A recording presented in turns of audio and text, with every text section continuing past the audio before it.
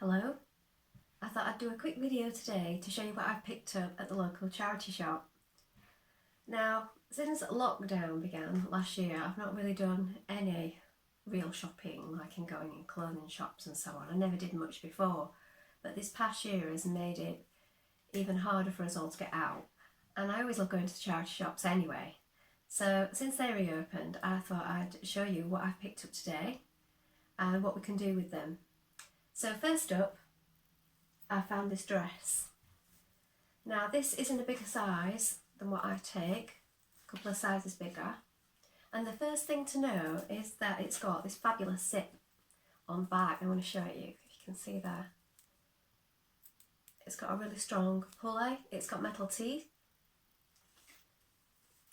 And another thing to know about this dress is that it's a double layer dress. So you've got this fabric on the outside, which is sort of a jersey with a stripe in it, with a bit of a scalloped edge. Sort of see-through, but a dark colour, so that wouldn't be too much of a problem if you're wearing dark underwear and you're just making a top with it. Then underneath you've got all this jersey. So you've got two lots of fabric. Now, this dress, once I've disassembled it, is going to give me quite a bit of fabric to play with. And also, it was pounds, so here you can see it started off at 3, and then it's been crossed out and it was put on the pound rail. So here we get a really strong zip to unpick. We get all this stripy material, and we get the bonus of the navy jersey material underneath. So that's bargain number 1 for £1. And the next item that I bought was another men's shirt. Now, I really loved making the shirt dress in one of my previous videos where I combined a man's shirt with some other fabric from a maxi dress and made a lovely dress out of it with a belt and everything, and adjusted the neckline. If you haven't seen that, go and have a look now. And I don't think I'll do a dress again with this one. This one's grey, as you can see. It looks in really good condition. One thing to note is always sort of check under the arms on shirts and try and make sure that they're quite pristine. But one thing I will say is I tend to cut all this out anyway and cut quite a chunk off. And I don't use that section. That's why I tend to get them quite a lot bigger. So if you're going for men's shirts, go for a man's shirt that is probably XXL or extra large, or at the very least large if you're small, if you're a small size. And then you get lots of fabric and you can cut away any of the bits like underarm bits and things like that. And you'll still find lots of useful things. So with men's shirts you always get loads of buttons. So it's quite worth it for the buttons really. And then you get all the fabric. Now, even if you're going to just line a bag with it or make a shopping bag, it's well worth it for the buttons and the fabric for that. Now, I'm not entirely decided what I'm going to do with this. Again, that was £1. I'll show you this RSPCA here in the UK. And again, look, £1.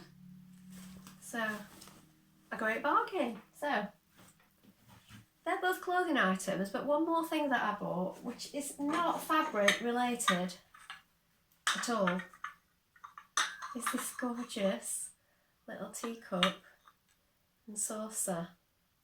Now, the reason I bought this is because I just love the pattern on it. I love the colours and I love the design. Now, one thing you could do with this is you could stuff this and you could make this into a pincushion for your sewing room. So that would be great. Or you could make it into a pincushion and you could give it as a gift. I know people sometimes make candles out of cups and saucers. Now, I'm going to keep it as a cup and saucer for now. I may well use it just as that or in my sewing room. But what I am going to do is I'm going to try and replicate this design on something, either on one of my handbags or maybe some detail embroidery on a clothing item. So I may do that applique, or I may do that with embroidery stitches. But I just think that's gorgeous, and that was £1.50. So that's what I picked up today. Now, I'm not entirely decided what I'm going to make with those two items just yet, but I am going to be making one of them tomorrow. So come back then and I'll try and get the video uploaded tomorrow night. No, I won't try. I will have the video uploaded by tomorrow evening. And one of the things I sometimes do for inspiration is I use Bird magazine sometimes. Now, if you don't get this, it might seem like quite an expensive thing to buy if you're trying to sew on a budget, but here in the UK it's £7.50 and it's German magazine. So I don't get this all the time, but last year I did have a subscription as a gift from my husband because I kept looking at it and he says, oh, let's just get it for a year and see how you go with it. So I won't get it all the time, but I have got a few to go out now. And what you get is so many patterns. So if you're new to sewing, it's worth it just to maybe buy one and just work your way through the basic patterns in the first one and just learn. And I'm thinking I may do a video further down the line on how to make something from Bird magazine and how you trace off the patterns, because some people find it quite tricky. So as you can see, you get all these designs in one magazine, and then these also. So sometimes there's a couple of children's patterns in as well, and there's plus sizes, so the kids for all sizes. And the thing that puts people off, what's quite daunting, is you don't just get an individual pattern with just the pieces in for one item. You get all of them on these sheets like this, and what you have to do is find your line for your particular garment that you want to make, and then you trace it off onto separate paper. Now it sounds really tricky, but it's not that hard, and once you've done a couple, it's great because the amount of patterns you get for £7.50 is just unbelievable. So I don't work for Bird or anything, I just thought I'd mention that even if you just buy one, keep your eye out in the newsagents and have a flick through and see if there's a particular sort of issue that's got quite a few patterns in that you think you'll make. And there's also another YouTube channel called Saturday Night Stitch, and I'll link that below. She's brilliant, and she does sort of a flick through the magazine. So usually she does it at the start of the month, and you can see what's going to be in that magazine from home and think, oh, that looks like a really good issue, I might go and buy that one. So I'll have a look through, see if I can find any inspiration in a couple of my magazines.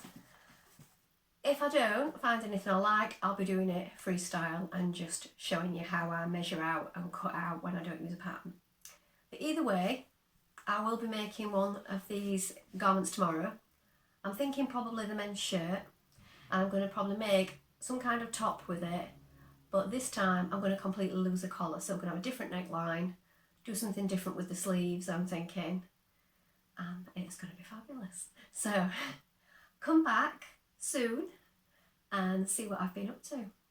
Thank you for watching, and get out there, hit the charity shops and see what you can find, and I'll see you soon.